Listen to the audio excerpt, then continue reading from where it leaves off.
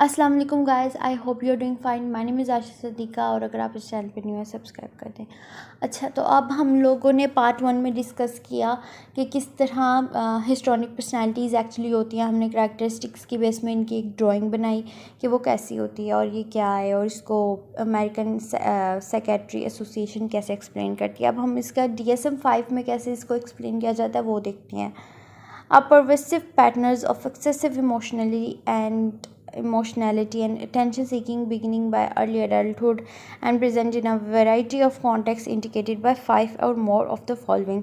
कि वही चीज़ के बहुत ज़्यादा इमोशनल अटेंशन सीकिंग बिहेवियर्स के पैटर्न्स हो, परवेसिव लातदात, ठीक है, एक के बाद दीगरा, ठीक है, कि थोड़ी थोड़ी वक्फे पे बहुत ज़्यादा ऐसी मिसालें हों जहाँ पे उसने इमोशनैलिटी एंड अटेंशन सीकिंग के लिए कुछ भी किया हो और ये अर्ली अडल्टहुड में प्रेजेंट होना चाहिए। और आगे हम जो सिम्टम्स पढ़ेंगे उनमें एटलीस्ट फाइव और यहाँ 5 से ज़्यादा होने लाजिम है। Is uncomfortable in situation in which he और she is not in the centre of attention, कि वहाँ पे वो बुरा उनको महसूस होता है। जैसे हमने पीछे बात की कि उनके मुंह बन जाते हैं, उनको बुरा फील होता है अगर वो इग्नोर हो जाएं, 5 मिनट भी इग्नोर हो जाएं, किसी चीज़ के लिए वो इग्नोर हो जाएं, वो बुरा फील करना शुरू कर देते हैं। कोई अच्छे से तारीफ़ ना करे उनकी, उनको बुरा फील होने लग जाता है। फिर यहाँ पे भी यही चीज़ है कि अनकम्फर्टेबल उन सिचुएशंस में फ़ील करते हैं जहाँ पे वो अटेंशन ऑफ सेंटर ना हो। फिर है interaction with others is often characterised by inappropriate sexually seductive and provocative behaviours. इनके बिहेवियर्स बहुत प्रोवोकेटिव होते हैं। प्रोवोकेटिव मतलब हर चीज़ में पहल करने वाले होते हैं, चीज़ों में पहल करके सारे सवाल जवाब करके, अच्छा मेरी और तुम्हारी तो दोस्ती हो गई है, ये भी मुंह पे बोल देंगे। अच्छा, अब तुम तो मेरी दोस्त हो, अब मैं फ़लानी को भी ऐसे बता दूंगी। और बहुत मतलब कि बहुत प्रोएक्टिव बिहेवियर होता है जो एक नॉर्मल बंदे का नहीं हो सकता। और दूसरी चीज़ सेक्सुअली सेडक्टिव, के अगर इन लोगों को दूसरे टाइप के अपोजिट जेंडर से या फिर इस तरह दूसरी टाइप की अट्रैक्शन वाली चाहिए तो उसके लिए भी ये प्रोएक्टिव होते हैं, सेक्सुअली प्रोएक्टिव होते हैं, ठीक है, आकर्षित करने के लिए या लोगों को अपनी तरफ अट्रैक्ट करने के लिए। Display rapidly shifting and shallow expression of emotions, कि वही चीज़ के तुम बहुत अच्छी हो, ऐसे उसकी अगली तारीफ़ कर रहा है, उसने आगे से कुछ कह दिया या उसने ठीक है या तो फ़ौरन से शिफ्टिंग लिया, तुम तो मेरी बात ही जवाब ही नहीं दे रही है, ऐसे वैसे। कि इनके इमोशंस जो है कभी बहुत खुश कभी बहुत लो। और जैसे मैंने बताया अगर इनको अटेंशन मिल रही है, इनसे खुश कोई नहीं, इनको 2-3 मिनट अटेंशन नहीं मिल रही, इनसे ज़्यादा बुरी किस्मत किसी की नहीं, इनसे ज़्यादा दुखी कोई नहीं, इस तरह के ये लोग हो जाते हैं।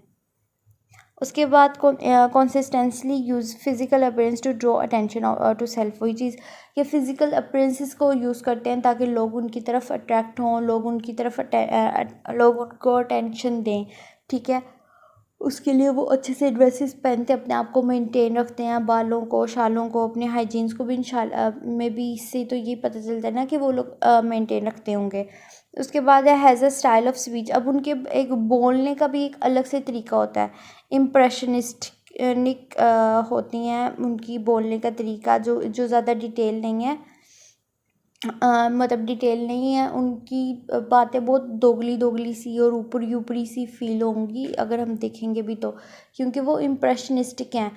वो बस अपना इम्प्रेशन बनाने के लिए बातें कर रहे हैं, अंदर उनके कुछ भी नहीं होगा, खाक का नहीं होगा। उसके बाद है वही सेल्फ ड्रामेटाइजेशन, के अपने आप को ड्रामेटाइज करना, कि अक्सर हाय मैं तो तुम्हारे लिए बड़ी दवाएं करती हूँ, मैं तो इतनी दवाएं करती हूँ, मैं तो सजदों में गिर दवाएं करती हूँ, मेरी तो आंखें नम हो जाती, मैं तुम्हारे लिए इतनी दवाएं करती हूँ, हाय मेरा तो गला खुश्क हो गया, मैं इतनी दवा की।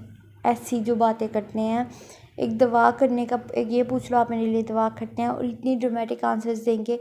ये चीज़ होती है कि ड्रामेटाइजेशन, कि अपने आप को ड्रामेटाइज करना, कि हाय मेरे साथ ये हो गया, मेरे साथ वो हो गया, ये ऐसे वैसे, और बहुत ही तरीके से बोलना, ठीक है, जैसे अभी मैंने बोला एग्जैजरेटेड एक्सप्रेशन ऑफ इमोशंस, और अपने इमोशंस को बहुत ज़्यादा एग्जैजरेट करना। जैसे मैंने अभी दवा वाली एग्जांपल दी कि यहाँ पे क्या थी कि मुझे तुम्हारी फ़िक्र है, तो उसको इतना कि मुझे तुम्हारी फ़िक्र है, इस चीज़ को एक एक्सप्लेन करने के लिए चीख चीख के कहना, हाय तुम इसको पूछो, तुमने इसको पूछा नहीं, हाय इसको दवाई ला दो, हाय इसको ये खाने को दे दो, हाय इसको पानी पूछो, तुम्हारी तबीयत ठीक है नहीं, तुम ठीक नहीं हो, चलो तुम्हें यहाँ पे बैठ जाओ, ऐसे कर लो वैसे कर लो, कि इतनी ज़्यादा एग्जैजरेट करते हैं अपने इमोशंस को। इमोशन ऑफ केयर को भी मैंने एक्सप्लेन किया, लेकिन इसके अलावा हैप्पीनेस, सैडनेस, एंग्री और ये सब जो कि मैं पहले एक्सप्लेन कर चुकी हूँ कि वो बहुत ज़्यादा एक्सप्लोटिव एक्सेस इमोशंस यूज़ करते हैं। उसके बाद इस सजेस्टिबल, जैसे मैंने ये भी आपको पहले बता दिया कि अगर किसी ने कॉफ़ी ऑर्डर किया, उन्हें भी उसको देखा देखी उसी फ्लेवर की वैसी ही कॉफ़ी ऑर्डर करनी है। बहुत आसानी से ये लोग इन्फ्लुएंस्ड हो जाते हैं, इवन कि इनका बस चले बॉल पॉइंट्स के ब्रांड भी मैच करें, रजिस्टर के कवर भी मैच करें और हर चीज़ एक दूसरे के साथ मैच करें या अपने किसी दूसरे दोस्त के साथ मैच करें, इतने ज़्यादा ये इन्फ्लुएंस्ड हो जाते हैं लोगों से। उसके बाद consider relationship to be more intimate than they actually are. जैसे हमने पीछे ये भी बात की है कि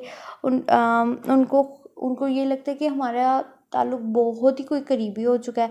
3-4 मुलाकात में उनको लगता है कि अब हमारा जो सा साथ है ना वो जन्मों जन्मों का हो चुका है। इस टाइप की इनकी पर्सनैलिटी होती है। मैंने एग्जांपल देने के लिए ऐसा बोला है, लेकिन वही चीज़ कि अक्सर में भी आपके भी कुछ ऐसे फ्रेंड हो जिनके साथ आप बात करते हो, आप उनको एज अ फेलो लेते हो और सब कुछ, लेकिन वो आपको बहुत ज़्यादा मतलब कि फ्रेंडशिप के ज़मरे में लेते हुए अक्सर आपका नाम ऐसे चीख चीख के ले रहे होंगे, आप एम्बेरस्ड हो जाओ, ठीक है, आप पे हक जमाए के आपको लगे कि इसकी कोई ज़रूरत ही नहीं है और इसको जिताना नहीं चाहिए।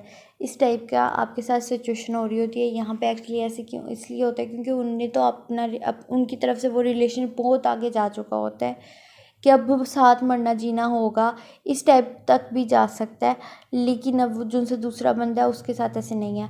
और मैंने इसको पॉजिटिव वे में एक्सप्लेन किया, लेकिन ये नेगेटिव वे में भी हो सकता है, ठीक है, कि उसको वो इंसान इतना मतलब कि लगे ना कि अच्छा ये इंसान मुझे नज़र ही नहीं आना चाहिए, कि उसको इतना ज़्यादा उससे कर देना कि वो सलाम भी करे तो उसका सलाम का जवाब ना दे, इस तरह हो जाए। लेकिन ये हमने पीछे भी बात की थी, इसको स्किज़ॉइड में बात की थी, स्किज़ोटाइपल में भी इसकी बात की थी हम लोगों ने, पैरानॉइड में भी इस चीज़ की ही बात की थी हम लोगों ने, बॉर्डर लाइन भी इससे सिमिलर था, उसमें भी बात की थी। इसलिए हमने जब वो एक पहले भी पर्सनैलिटी का एक वीडियो है, अगर आपने वो देखी होगी, उसमें मैंने आपको बताया है, उसमें वाज़िया बात की गई है कि क्योंकि ये सारे सिम्पटम्स जो उनसे हैं इनके आपस में सिम्पटम्स मैच होते हैं, सारे तकरीबन डिसऑर्डर्स के सिम्पटम्स मैच होते हैं, ऑल्दो इनकी ये मतलब कि नेचर डिफरेंट है, लेकिन सिम्पटम्स मैच होते हैं। इस वजह से फिर एक दूसरा मेथड भी पर्सनैलिटी एक्सेसिंग मेथड निकाला गया था अकॉर्डिंग टू DSM-5।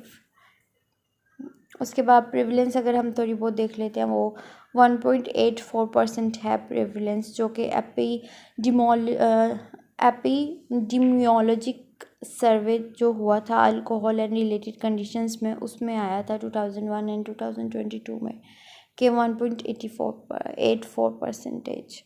मतलब कि अभी ये इतनी वैलिड नहीं रही, लेकिन खैर DSM की है, अब मैं क्या कह सकती हूँ। उसके बाद डिफरेंशियल डायग्नोसिस इंशाल्लाह थर्ड वीडियो पे।